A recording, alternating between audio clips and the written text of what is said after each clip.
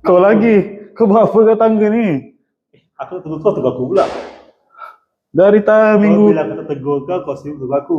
Tiap-tiap hari ada kat tangga ni. Kau nak singgah kat aku ni. Cuba cakap, kau duduk. Kau tahu kau ajak aku. Belum cakap. Kau dari mana lagi ni? Aku macam biasa lah. Dari kedai Pak Leman. Di top Apa di up. kedai tu bro? Habis top up. Depan tu ada 6 kedai tau. Sekarang kedai Pak Leman. Kau macam tak tahu aku. Pak Leman tu mestilah ada something. Ayolah. Okay lah, habis tu. Kau tahu kan?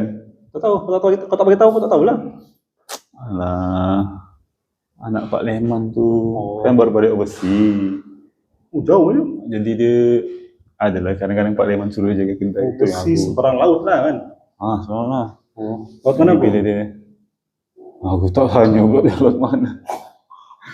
Kota Pasifik kan, atau Selatan kan.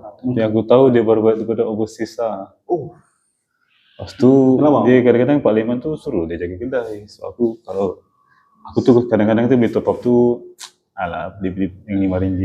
Tadi dia jaga lah. Tadi dia jaga bro. Mantap. Tegur aku, dia cakap, ni abang yang suka beli top up kan? Sila dah awet kan? Lepas tu dia kena overseas Cakap tanya macam tu. Melayu pula ya. Faham tak cakap? Dia pelat-pelat sikit lah cakap macam. Okay. Oh ini abang yang baru balik. Dalam motif dia kau suruh singgah ni apa? Tak ada lah, aku nak cerita tu je.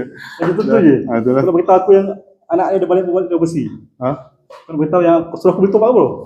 Kau suruh aku beli top up kat situ ke? Aku tak suruh kau. Aku cakap je, kau jangan beli top up pula. Itu aku punya hal tu. Kan kau nak suruh beli top up situ, kata dia pergi. Kita tengok lah dia tu. Oh jangan kacau, jangan kacau Kita tengok macam dia tu. Aku nak beli top up. Besok aku nak beli lagi tu. Macam mana?